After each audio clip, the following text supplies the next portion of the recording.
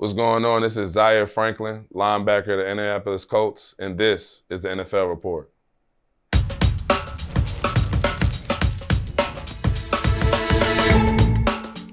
Welcome back to the NFL Report. James Palmer, Steve Wyche with a new addition, and that's Zaire Franklin. And we have one of his teammates, another member, dominant player on this Colts defense, one of the best slot corners in all of football. Kenny Moore is going to be joining the show. We'll also have Cameron Wolfe and Jane Slater breaking down the Dolphins-Cowboys game. I don't know if anybody knows those two teams better than those two, Steve. We also have Brian Baldinger breaking down a number of players that maybe are flying under the radar that you need to pay better attention to, and also the coach David Shaw talking about a couple of quarterbacks. Is Jalen Hurts broken? I don't know. Coach Shaw will tell us. I do have an opinion on that.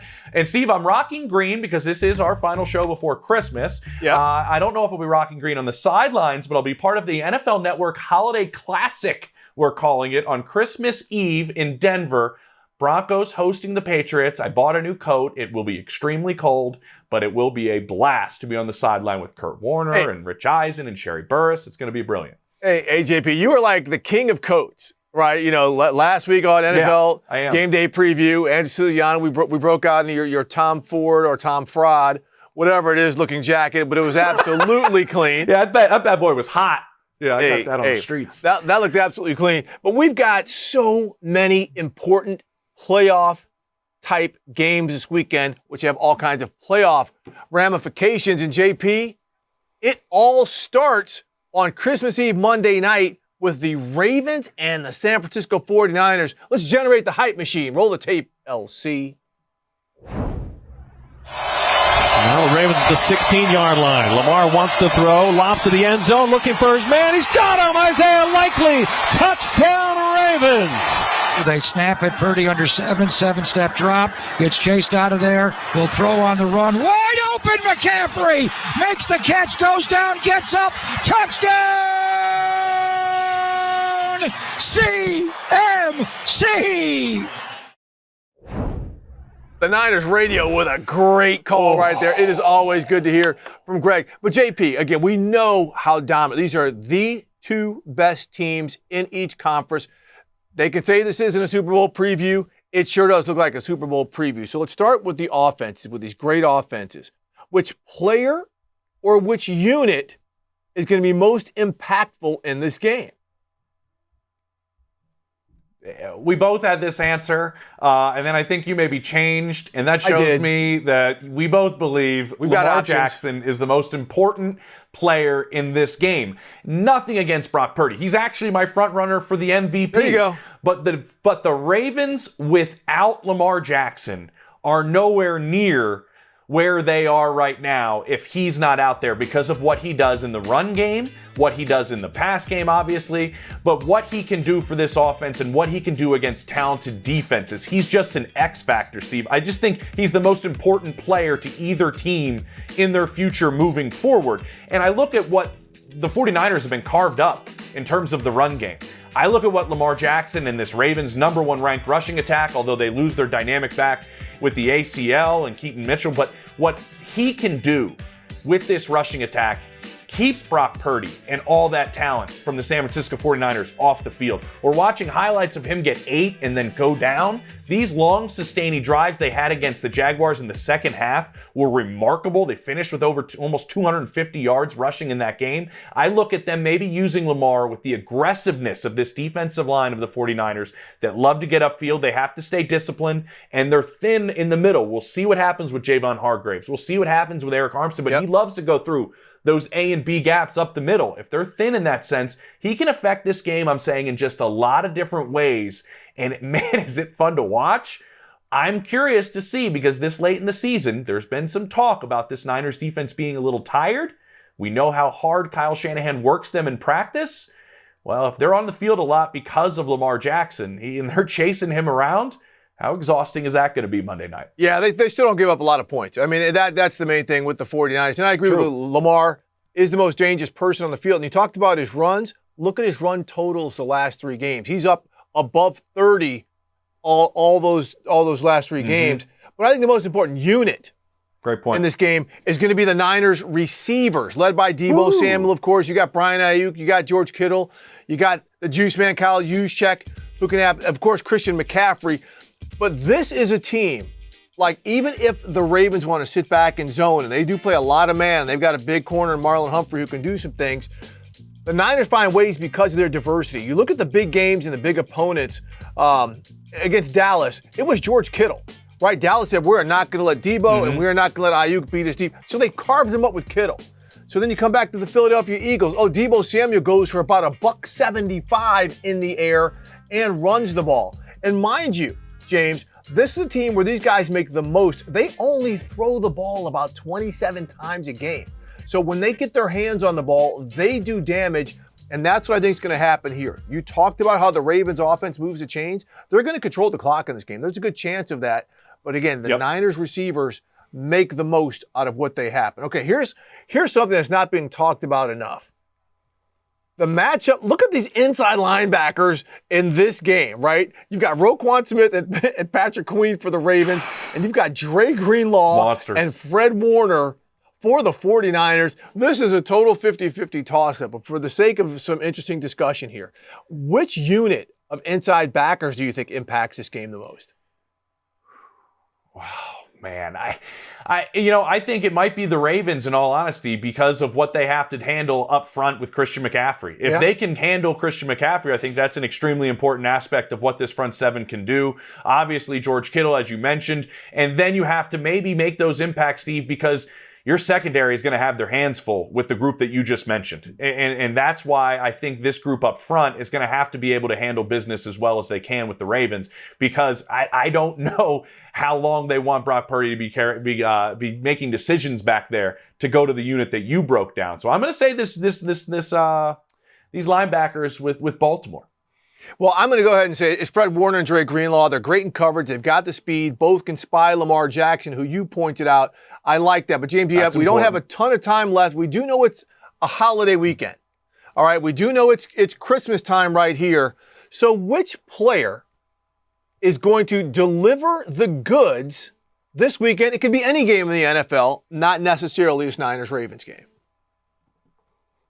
I'm going to say delivering the goods is Jalen Hurts. He's going to bounce back. These last three games are the easiest schedule in the NFL for the Philadelphia Eagles, and they have to do two things over these last three games to get themselves back on track. They have to get explosive plays back. They have to eliminate the turnovers. Jalen Hurts was the best quarterback from the pocket in the NFL, Steve. This year, he's thrown more interceptions from the pocket than anyone else in the NFL. I want to see him get back on track in terms of throwing the football, making the correct decisions. Teams have been taking away the explosive plays, but Nick Sirianni believes there's still places where he can make impactful explosive plays in this passing game with the defensive looks they're getting. It's his decision-making in those I want to see thrive against the Giants on Sunday.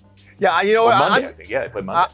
I think the dude who's been in his bag and is carrying the biggest bag to deliver the goods has been Buffalo Bills running back James Cook. Oh, and guess who the Bills are playing this week?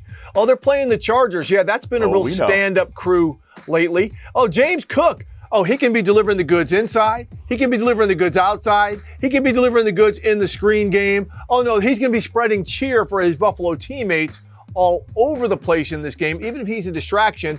Lets Josh Allen get going. Very quickly, James, we are tight on time. What team is going to play the Grinch this Christmas weekend?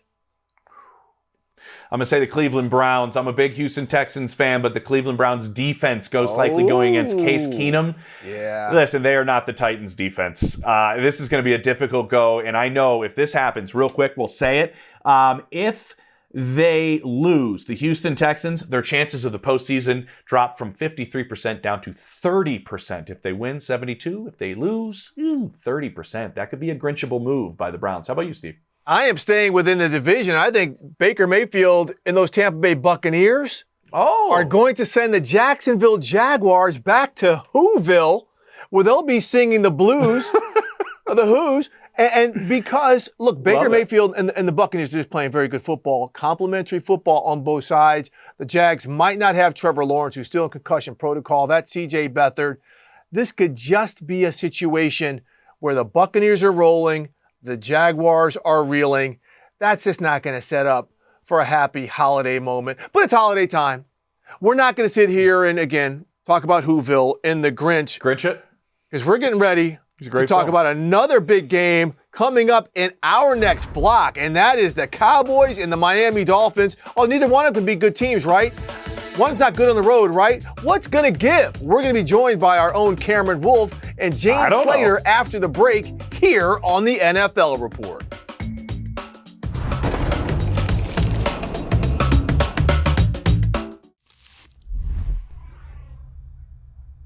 Any other narrative that has to do with good teams or playoff seeds or the next 3 games, all that stuff, I gave them the clearance to tell all members of the media to, with all due respect, F off. With all due respect. With all due respect, that was Dolphins head coach Mike Daniel, living by the credo I live by. And James Palmer, we are now joined by Cameron Wolf and Jane Slater to discuss the big game of the weekend between the Dolphins and the Cowboys. And Jane, coming into this game, we saw the Cowboys last week. Their defense just got run all over, and now they're facing one of the best rushing teams in the NFL. How can they plug those holes? With all due respect, Mike, I appreciate what you're saying there. And I do think it's funny that you can say with all due respect and really get away with saying anything. It's kind of a joke I have with one of my guy friends. But in terms of plugging the hole of the run, well, they've got to seal the edge, Steve. That's something that they've been sort of struggling with. But, you know, this week it doesn't look like Jonathan Hankins is going to be trending in the direction of playing. And that's a problem. You know, they've really, in the offseason, especially when they went out and got Mozzie Smith, they had hoped to really plug up that interior. And while Mozzie is a great kid, and I think he's got a bright future, you talk to a lot of people internally in the building, and he's just been a little bit slow to pick up on some of the things that they want him to. Well, that likely means that they're going to plug and play him there, and that's not exactly good when you consider what Raheem Mostert is capable of, as well as Achane. Cam, your thoughts? Yeah, I think the Dolphins know that the Cowboys gave up 266 rushing yards last week, and that is going to be very center of their game plan. You mentioned Raheem Mostert. He's having a career year, 20 touchdowns. He just broke Ricky Williams' franchise record as far as rushing touchdowns for the Dolphins. But I think this past game they played against the Jets was very important because they learned how to play without Tyreek Hill. It was the first game he had missed since Mike McDaniel became the head coach. And talking with people around the building, there was a lot of uncertainty about how they would play. And Jalen Waddle stepped up, had 142 yards off 8 catches. Raheem Mostert had 2 touchdowns. And Mike McDaniel and Tua showed they are not dependent on Tyreek. Tua went off this week in the podium about all his doubters saying he's only good because of Tyreek. He said, if I'm the worst player, if that fits your narrative, go for it. Now they are expecting to get Tyreek Hill back this week against the Cowboys. He was at practice today. I just left there about an hour ago. And he will be back adding that element, and it should help the rest of those guys. Waddle, who had been frustrated at times this season on his production, now has a renewed element of confidence. And now Mike McDaniel has shown on tape that he can beat you with other elements other than Tyreek. So good for the Dolphins offense against a really good Cowboys pass D. I love what you said there, Jane, where they're working on their edges. Not been good for the Cowboys. Sorry, James. Yeah.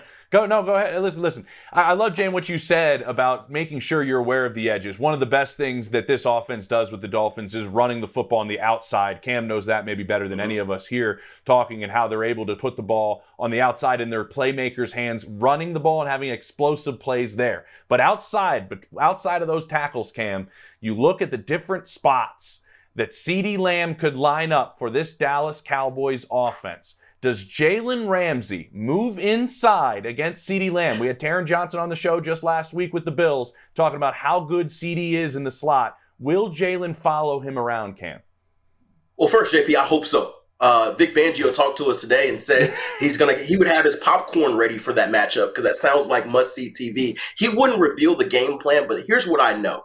They made a late switch last week, having Jalen Ramsey follow Garrett Wilson, the Jets receiver, when Xavier Howard was ruled out with a hip injury. And my understanding is that if Xavier Howard does not play this week, they would do the same for CeeDee Lamb. Now, X did return to practice today, and if he plays, I expect them to do a lot of what they've done this season, have Ramsey on the right side, Xavier Howard on the left side. The slot element is interesting, though, because Kader Kohu, the young corner, has struggled a bit in the slot, and that's where CeeDee Lamb loves to eat. I'd expect the success that Ramsey had in the slot helps them pull that trigger to go to Ramsey a lot quicker within that slot. Fangio is a little bit stubborn in his defensive styles, but they know CeeDee Lamb can take over this game, and so they will not hesitate to move Ramsey into the slot. They want to get Dak off of his game, and so this pass D, which has seen a lot of uptick in pass rush over the last few weeks, definitely wants to get hands on CeeDee Lamb in the slot, and no better player for that than the physical Jalen Ramsey. And you certainly heard Jalen Ramsey talking after that meeting with the Jets that it was a boring offensive game plan for him. It was boring for the Cowboys up there in Buffalo. And look, I do think CeeDee Lamb and this team is going to bounce back this week. Mike McCarthy has yet to lose back-to-back games in his era in Dallas. They've got 37 consecutive. But I do think this is going to be the matchup to watch because look, while CeeDee Lamb eats in the slot, he's also really good on the outside. Then you also have to account for a guy like Jake Ferguson, who I think could also be, a real key part of this game. I haven't seen enough from Tony Pollard to say that the rushing game is necessarily going to be there for them, but Jake Ferguson could be a difference maker in this one. The problem with the Cowboys, outside of their narrative about them not beating teams with winning records, the other narrative is how bad they've been on the road. Guys, when I went and looked at some of their numbers, they're averaging 18 less points on the road and 127 less yards. Terrible. It's not good. And when you're meeting a team, it's so bad. And so when you're meeting a team like the Miami Dolphins that has an explosive offense, I think the key really for the Cowboys is you've got to score early and often. When they do that, it's typically successful. I think that's successful for any team, but the Cowboys certainly don't seem to like playing from behind that well. Absolutely. Jane, it's going to be 78 degrees in Miami. I can't wait to be there. And they love their home field advantage. And they want to hope the Cowboys' road struggles continue. And one more thing about the Ramsey thing we were talking about earlier. I talked to Ramsey after the game about his frustrations not being targeted. He said that maybe this week that changes. He kind of gave me a little wink, whatever that means. And earlier today, we talked to Sam Madison, their cornerback coach, and he said that he tells Ramsey consistently to keep patient. Eventually, they're going to have to throw you the ball, and if you do, you have to make them pay. And so they're hoping they can get Dak to throw him the ball a little bit on Sunday. Hey, with all due respect, I want to set you up here just real quick. We don't have a ton of time, but Jane, we know how good this Cowboy secondary is. You talk about Tyreek Hill coming back to play. We know Jalen Waddle. What is some of the thinking, because they really change up week to week on how maybe they can slow down some of the underneath stuff the Dolphins do and not allow some of the stuff to get behind them? I mean, it's a good question.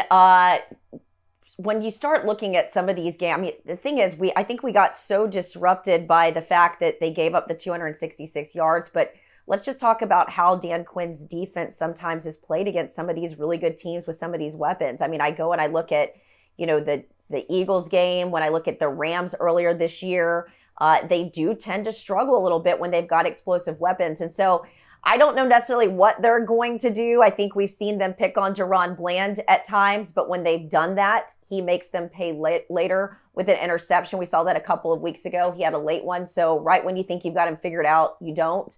I do think that they're going to be using Micah Parsons a little bit more of a chess piece. There's been a lot of discussion here in Dallas. Do you continue to have him as one of your edge rushers, or do you use him as a linebacker? Because I do think you're going to have to pick your poison with them, right? You could have him back there as a linebacker to help you slow down the run, but then you're allowing a guy like Tyreek Hill to break off, and you can find yourself getting behind him. So I am going to be very interested to see what Dan Quinn does to sort of readjust here. We've seen them do it in the past, but they've certainly got a lot of tape about things not to do from that Buffalo game on Sunday. And Jane, briefly, if I could come in, I'm very interested to see where Micah Parsons lines up, because the Dolphins' offensive line is decimated. Right guard Robert Hunt and Austin Jackson, their right tackle, both didn't practice today. They're trending towards not playing. Whole new right side of the line, a whole new center. If I was Dan Quinn, I'd line Micah Parsons up on that right side of the offensive line and try to go hunt Tua. So he's going to have to get rid of the ball plenty quick on Sunday. I love it. Guys, I cannot wait to watch this game. I love that you both gave us the unbelievable insight that you have, because I don't know if anybody, Steve, knows these two teams better than Jane knows the Cowboys, better than Cam knows the Miami Dolphins. And what Jane said, a fast start by the Cowboys. With all due respect. With all due respect. They're brilliant at what they do. But you know who else is brilliant at what they do, guys? It's Kenny Moore of the Indianapolis Colts. Maybe he can let the Dolphins know what it's like guarding somebody like CeeDee Lamb in the slot, because Kenny Moore is one of the best slot corners in all of football. And his team, the Indianapolis Colts, are in the thick of things in the AFC playoff picture. Kenny Moore, one of the best slot corners in football, joins the NFL Report next.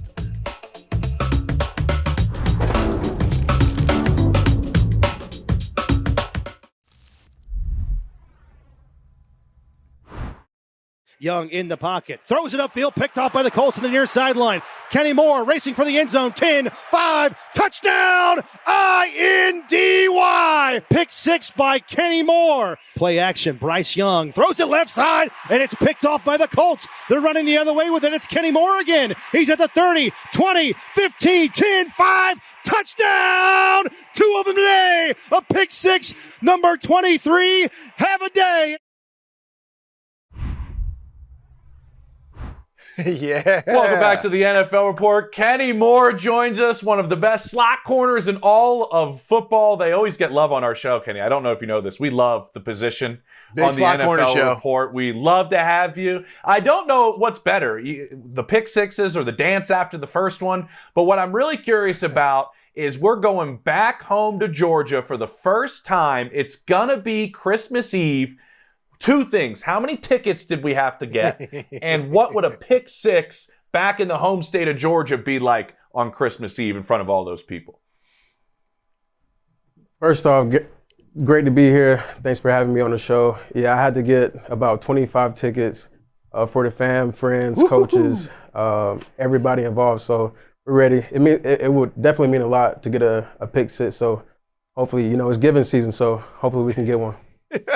Hey, Kenny, I'm sure it'd be great to get a pick 6, but you guys are in the thick of the wild card hunt right now. I mean, to get a win and to further establish yourself in the playoffs, like, how big would that be? Because this already has been a pretty special season for you guys. We've come close a couple of times in my career of, getting the South Division of the AFC, and it's no better time than now. So we have the team, we have the position in the AFC to go and take it. So each week, it's a big game because we're in it. Kenny, since week 9, there is only one team that has a better record than the Colts at 5-1. It is the 49ers at 6-0. This stretch that you guys have been on of late, what would you put your finger on? It just seems like the hunger's there for you guys, and it feels like when I talk to people in Indianapolis, you still don't think you're where you believe you can get as a team. Well, we just have the humility knowing that we never got it. They stay on us as the coaching staff stays on us. We got the accountability within the team to know that we just got to keep working each day to get the results that we want. We just can't look at the bigger picture of what could happen. The only way we win Sunday is winning today and stacking the next day on top of it. Can you talk about the coaching staff and the accountability? I mean, Shane Steichen comes in there and as your head coach. There's clearly a flip in culture. There's clearly like a flip in belief and positivity. But he kept your defensive coordinator on staff, Gus Bradley. What about that tandem has worked so well, especially for you guys on defense? Probably the relationship prior to Shane coming here. We had already known that they had the relationship built in. So we knew that we were good foundation-wise to get the job done. We're all excited to play each game and to play each game all together. I love what you guys do defensively, Kenny. I mean, you're not hiding anything in a sense that you're going to play zone. That's what Gus does. That's the way you guys play. I'm curious, in your slot spot, with the way you do things schematically, what is it that makes you thrive in the way that Gus schemes things up for you guys as a defense that allows you to make plays and make plays where you're at on the field? Well, great question. We went through a lot last year in the first year of the system. Honestly, it was a lot of humbling moments. We had to, drill up a couple of things. We had to talk and have the communication to have the success that we have this year. So honestly, just a lot of things that's in our back pocket. We had a lot of built up experience. So just having the guys around, not only just me, but on the D-line and the linebackers and obviously in the secondary, we just got a lot of built up experience now. So you mentioned your D-line and your linebackers. I'm going to ask our producer to put up something that the Colts social team posted yesterday. Guys, go ahead and post this. This is dope. DeForest Buckner, 6 sacks. Kwity Paye, 7.5. Samson Ebukam, 9.5. Dayo Odeyingbo, 8. What about that group? Because below it said they come at you from all angles. What about that group makes it so special, especially to you guys in the back end, that allows you to get the takeaways that you've got? Well, rush and cover works together, and we got to put it on DeForest Buckner. I think he said he was going to be taking the defensive backs to dinner at some point during this given season. So, but no, those guys are hunting, and they have great leadership in Samson, in Dayo, in Buck, in Grover to stay on the group, and they play with high energy, and we're so thankful to have a group like that that's going to make history here soon. That's every corner's dream, is to have guys that get after the quarterback, and when they get after him as a group, is always makes things a little bit better for you back there, Kenny. And we can't have you on and not talk about your quarterback, and Gardner Minshew. He comes over with Shane Steichen. Shane knows him so well. What I have to ask is, I've heard so much about his football IQ. What are conversations about football like with Gardner, especially with someone that knows the game like you know the game? Build up experience, sort of like, the build up experience that we've encountered throughout the defensive side. But just knowing Garner, and throughout my career, I had a chance to play him a couple times, and he has the competitiveness. He wants to go out there and fight and win each game. So he plays like a starter, and a starter that's been playing his whole career. So just having that poise and competitiveness to go out there and win each game is going to keep us at the top of the boards. So, Kenny, you talk about how you had to face him, and now you know him as a teammate. Before knowing him as a teammate, how did you have to scheme him up, knowing his strengths? He was sort of a gnat because he can pull it down and run it sometimes. So with a guy like that that you think is going to just stay in the pocket, sometimes he fool you, and sometimes he can make those little juke moves that you didn't think that he really had in his bag. So just a guy like that, you got to always be poised and then honing in to the point of attack that you got to make the play. So you just got to stay disciplined with a guy like that because he can fool you sometimes. All right, well, let's talk about the game you got coming up here. It's against Atlanta. We know the type of skill guys they have. They're built a little bit differently, right, than some of the other teams in the NFL with the type of skill guys that they have. What are your concerns from the slot spot that you have to be aware of, and you guys have to be aware of as a defense, to make sure you slow this offense down that has now made another change at quarterback? It's probably the change at quarterback. It's probably the most interesting thing. Obviously playing Taylor last year whenever he was with the Commanders, and sort of knowing him, and he want to go downfield and he want to score. He likes the home run ball. He scored a lot of touchdowns in college, and then obviously in the league he's a competitor. So I think that's the type of rap that he has around the league, is that he want to go down the field and he wants to score, and he's going to stay on you. So we just can't cash it in that these guys are going to give up. These guys are out there and they want to win the game just like us. So we just got to stay on top and keep everything in front of us. And then once we get our shot, we just got to go and attack. Kenny Moore, man, we cannot thank you so much for, one, entertaining us on the football field. We love how you guys are playing and just surprising the whole NFL, doing the things that you're doing. We also want to wish you and your family a very Merry Christmas. So thank you very much for joining us here at the NFL Report.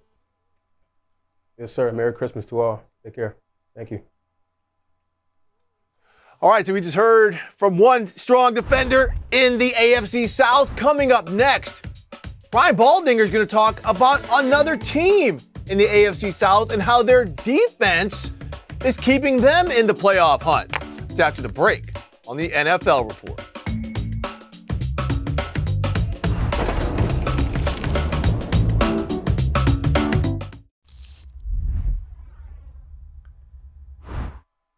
Welcome back to the NFL Report. James Palmer, Steve Weich with you. It's our favorite Thursday segment. I got my popcorn. It's Baldy's favorite films, our version of Baldy's breakdowns. We just essentially stole it because we love having him on and we love when he breaks everything down. And Baldy, a couple weeks ago, I did Broncos-Texans down in Houston, and I spent probably the vast majority of my time post-game standing next to Jonathan Grenard's locker.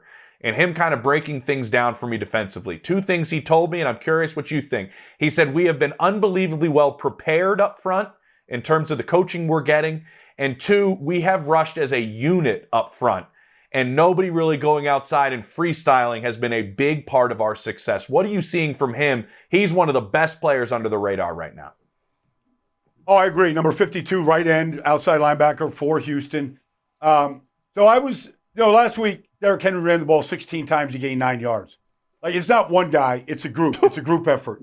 Malik Collins, you look at Sheldon Rankins, you look at Denzel Perriman. I mean, whoever's been healthy. Will Anderson didn't play last week, but he's been a big part. And, a big part of stopping the run, guys, is run fits. And, when I look at DeMeco Ryans and how he's coaching his group, run fits basically is you're in the right gap. You're in the right gap. You're where you're supposed to be, whether it's Jalen Petrie coming out of the safety position and filling the gap, whatever. Like, this is a team that understands run fits. And they play defense on the other side of the ball. And it's such a group effort.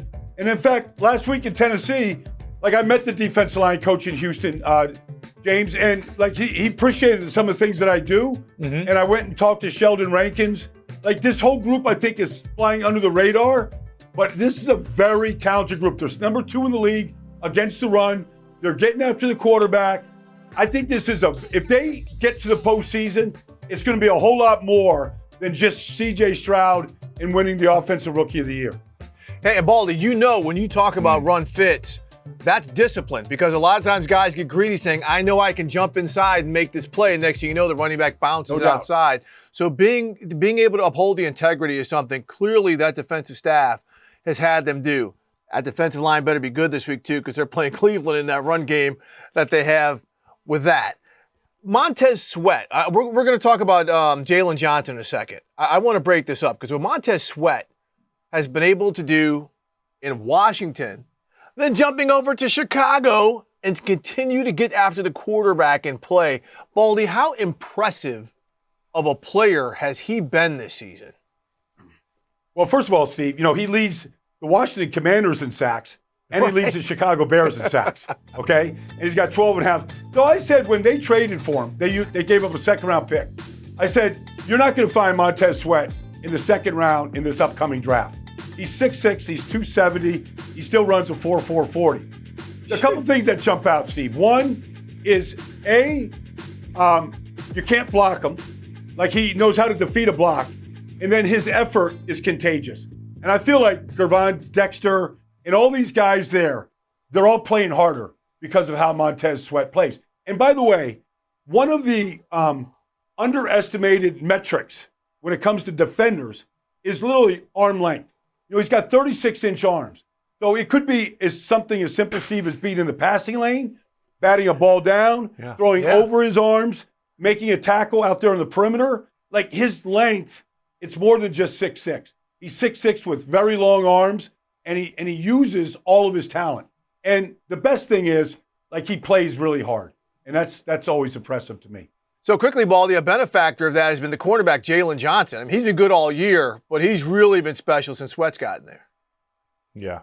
There's no question. I mean, he's got the 4 interceptions and all that kind of stuff. But, his ability to play zone coverage, bait players, he had the interception against Josh Dobbs of Minnesota. I think we talked about how he baited them to throw the corner out, and he jumped it.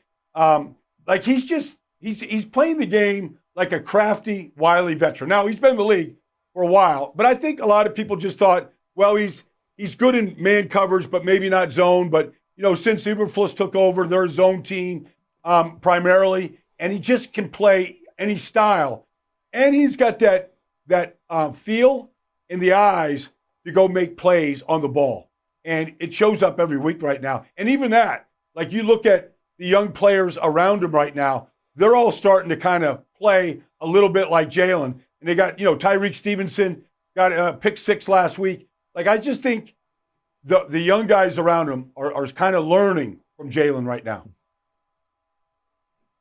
Where's a young guy that's thriving in James Cook, the running back for the Buffalo Bills, Baldy? I talked to Josh Allen after their game against the Chiefs, and he just said in the passing game, he's been taking advantage of the attention that Stephon Diggs is getting and finding some spots to make plays. And then in the run game, having a conversation recently with Deion Dawkins. He said because of the way he runs the football, he gives us so much confidence as an offensive line because he puts his foot in the ground and he goes. And he can run over guys and he can run by guys, but he gets downfield. What do you like about James Cook right now with the way he's playing? Well, I'm going to create a family feud right now, James, and say that James Cook is better than his brother, Dalvin. That might not sit well in South Florida with those guys. But James Cook, last week you mentioned the passing game. He gets matched up one-on-one with Damone Clark, and he beat him to the corner. It was a one touchdown pass that Josh threw last week. But I remember, James, we were there in Philadelphia a couple weeks ago with Buffalo, and Aaron Cromer was down there. He was talking to us. And I was just asking him about James because I said, listen, Aaron, Coach Cromer, I was saying, what I see on film, is it the best footwork of a running back that you've coached? And he goes, that's his calling card. Like his footwork, the ability, honestly, guys, to be going, one way on a zone stretch and then to make this cut, this 90-degree cut, like right up the field and find the opening. Like he's really good. And they run this counter trap with the tackle back and forth. They ran a bunch last week, Deion Dawkins and Spencer Brown. And that play can break anywhere. It's up to the back's vision to see. It's not always around the corner, follow the tackle. It could be inside. So his decision-making and what he sees and where the hole is I think, unique. And one of the reasons why he's at the top of the charts in rushing leaders right now. That's high praise from Aaron Cromer, one of the best offensive line coaches in the NFL. I mean, he had some good ones in New Orleans. He had Todd Gurley with the Rams, so that's real high praise for him to say that. Speaking of run game, that has been a non-existent character trait of the Tampa Bay Buccaneers the past 2 seasons. But lately, Baldy, under Dave Canales, Baker Mayfield, and what they're doing down there, they are running the rock well. What are you seeing on film down there? Well, it's been a month now, Steve, and he's had 200-yard games, and he's catching the ball out of the backfield. And for the first time, the Bucs have a running game. It showed up in Green Bay last week in the Battle of the Bays.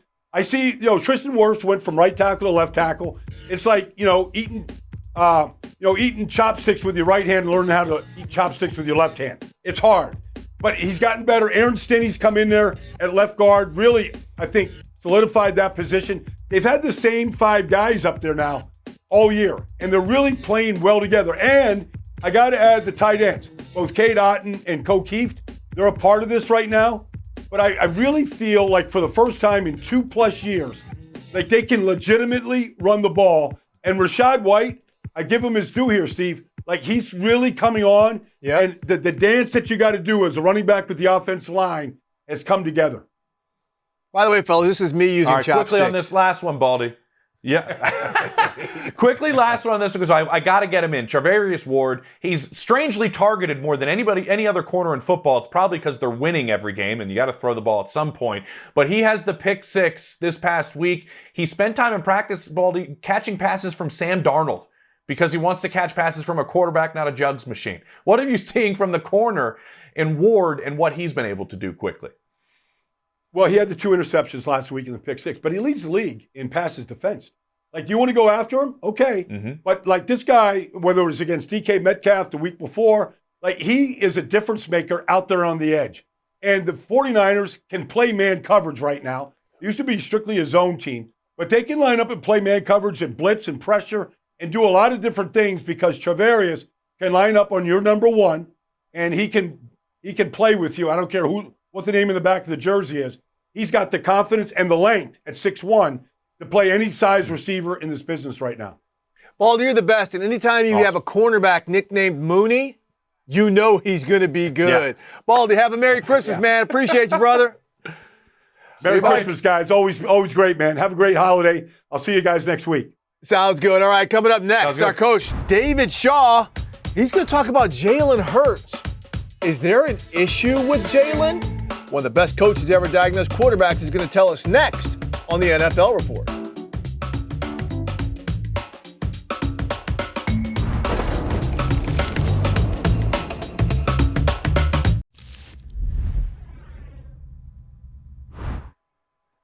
Welcome back to the NFL Report. James Palmer, Steve Weich with you, joined by, I'm going to call David Shaw, essentially the coach of the NFL Report, Steve. Yes. He is our eyes, ears, and everything in terms of when it comes to evaluating football. Him and Brian always Balding, gives us great better than anybody else. Always give us great stuff, and we love to talk quarterbacks with you, Coach. And Monday night, we knew Jalen Hurts was under the weather. We knew he has been battling a couple of things, nagging injuries. But still, the end of that game, they have their timeouts. We've seen the Eagles at the end of halves, at the end of games, find ways to put together really, really successful drives in the way they've done it. And this drive kind of left you scratching your head a little bit in a couple instances. Yeah, first of all, thanks for having me, guys. And I'm with you there. I went back and watched the game again. And when you really watch it with a close eye, for a guy who's banged up, for a guy who's sick, Jalen Hurts really played a good game. He's playing a lot of zone defenses. He threw some tight window throws. He ran the ball well. Swift ran the ball. It really started to become difficult in that the late in that third quarter, early in that fourth quarter. They're up 17 to 13. They should have been up 21-13. They had a 3rd and 1 inside the 10-yard line. It's a guaranteed Eagles first down, leading to an Eagles touchdown. And their center did what we were at Stanford accused of doing multiple times, which was moving the ball forward in short yardage situations. I will not admit to anything, but that happened to them. So they go from an easy, makeable 3rd and 1, which they're the best in the league, to a 3rd and 6. They don't get the first down. They kick a field goal instead of a touchdown. That's a key point right there, because when you're in the red zone, you have to score touchdowns if you want to be a playoff team and a Super Bowl team. And then later in the game, the 8 minutes to go, they're running what I call a diagonal route, which is a player from a tight split on one side to the back corner of the end zone on the other side. And what we would love to have is a defender on the back side. What they had was a defender on the front side. So the defender is in the way, and Jalen puts it up to Quez, and it's intercepted. And I went back, and it was bothering me because you shouldn't make that throw, but you go back, and that was almost the same exact throw that Jalen Hurts made in the Super Bowl for the first touchdown, right? It was a very similar thing. He gave his receiver an opportunity to make a play, and that's what you ask your quarterbacks to. It's made, the game's put away, it's a 2-score game, and they're probably going to win. The interception makes it difficult. Now you go back, they got a 3-and-out, and they got the ball back. So here's where it becomes difficult. You expect your team to put the game away. 1-score lead against a team that everyone says you should beat and you think you should beat on offense. You want to end the game on offense. They ran 4.5 minutes off the clock, but they didn't convert a 3rd down, so they had to punt with 2 minutes to go. So that to me is that playoff team, and the way this team is going to win is running the ball, playing great defense, and Jalen Hurts making 2 or 3 special plays. He's got some special receivers outside and a special tight end also that can win one-on-one matchups. And they didn't get it done when the game was on the line. And then the biggest thing to me, it wasn't really Jalen Hurts. It wasn't as much there. It was 2 minutes to go against a backup quarterback with the Seattle Seahawks. Your defense should put them away, and they didn't. Right. Yeah, for me, it was cascading things, that led to that loss. I'm so glad you pointed that out because, James has alluded to this before on the show. That defense got worn down after a while. The way the Seahawks came out in the second half and just drove the ball on the ground. By the time we got to the end of the game, they didn't have a lot of fuel in the tank. But, Coach, I want to spin this to a situation that, to me, has kind of gotten overlooked down in Atlanta, where they came into the season, head coach Arthur Smith, their owner Arthur Blank was on board because I spoke to him about it, and GM Terry Fontenot said, we're going to gamble this season on Desmond Ridder. We're putting all this free agent money we finally have in other positions, and they end up benching Desmond Ridder twice this year for ineffective play. I mean, this is a potential disaster scenario for the Falcons. So what does it come down looking worse to? The fact that they gambled and whiffed, or does it look worse that they couldn't develop him to where he could succeed with so many other pieces in place? Yeah, and that's the hard part. Without being in the building, it's hard to say exactly what it is, but it's all difficult. It's all tough. And I love the way you preface this, though. Starting quarterback is an organizational decision, right? It's not just the head coach. It's not just the coordinator. The GM is involved. The owner's involved. Management is involved. Everybody's looking at this, and they made an organizational decision. What they did is they bet on the kid they drafted. Now, was he a first-round draft pick? No, he's a third-round draft pick, and understandably, he was talented. He was also highly effective in 1,000 yards passing and 2,000 yards rushing, and the guy was a winner. and you sit down and talk to him, and everybody falls in love with this kid. So he's that underrated guy maybe that you think has a high ceiling, and showed him all the great stuff the year before as a rookie. He's athletic, he's accurate, he's smart. What you don't know is how they're going to play under the fire, right? And throughout the year, there were some really, really high points, and there were some really tough moments where he turned the ball over. And more than anything else, quicker than anything else, what loses games, what gets quarterbacks bench, his head coaches sometimes finding new locations is turnovers. And in those crunch time situations, Desmond turned the ball over. Now, does that mean he's never going to play again? Not at all. He still has he still has talent. He still has ability. You saw him run and get out of danger, and saw him make some really great throws in some of those wins. But in those crunch time situations when you can't turn the ball over, and that's the difficult point now. And it was an organizational decision. And so far it has not panned out, and you have to bench him because at some point he's the best option until he's not.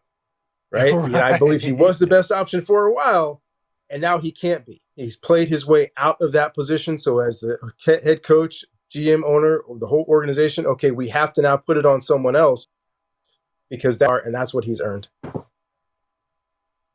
Yeah. When I talked to people in Atlanta, it was these are winnable games, and we have to make a change because some of these games are winnable, and Desmond Ridder's been the reason we haven't won some of these games, and we haven't lost entire faith, but we definitely have to go out and win some of these football games. Now let's go to a team that's winning football games of late, the Buffalo Bills. They make a change at offensive coordinator. Joe Brady comes in. I know, talking to people there, Coach, it was running the football specifically on first and second down was one of the biggest changes he wanted to make.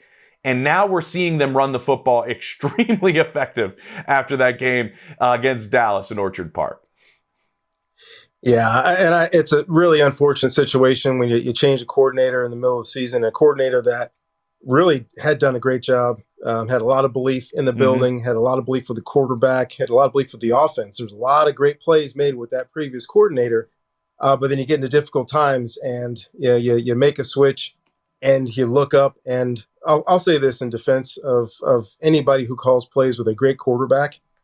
It's so hard not to continually put the ball in this quarterback's hands. He is one of the best flamethrowers in the NFL. This guy is special. Every single game he makes big-time throws. But when it comes to November, December, when you have to win games, you have to win playoff games, whether it's home there or on the road someplace else, you got to be able to run the ball. And they stuck to it. They were effective. They were physical. They were tough. And I'll say something else now. This team's been through some difficulty, firing a coordinator, losing some games they should have won.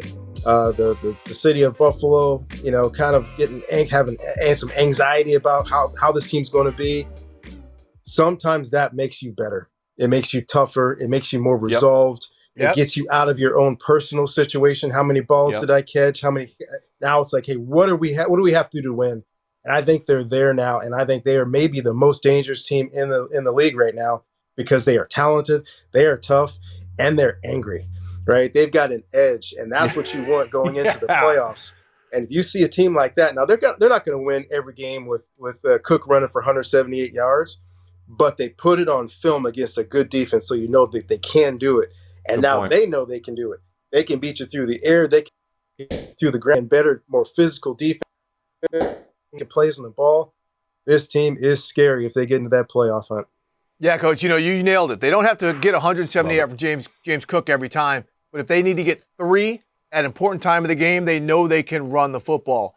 Former staffer Coach David Shaw, we want to thank you again for joining the NFL Report and dropping the knowledge. We appreciate your time, and we'll see you again soon. It's always such good insight from Coach David Shaw and Brian Baldinger back to back. Are you kidding me? This does say Monday and Thursday, Steve. That's when we have the NFL Report. Scratch Monday. No show on Christmas. We will have a show on Thursday, and we're expecting a monster one for that Thursday show at 7:15 Eastern with a couple of guests we're just kind of hinting towards a little bit.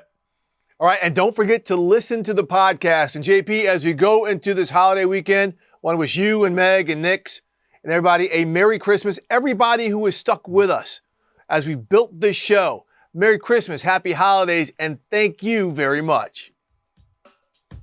Yeah, Yeah, I appreciate it, Steve. You, D, all the boys, everyone out there, Merry Christmas. And also, this is a holiday season. This is also not an easy season for a lot of people out there that are going through some things. So peace and joy to everybody out there during this holiday season. Steve, Merry Christmas. Merry Christmas, bro.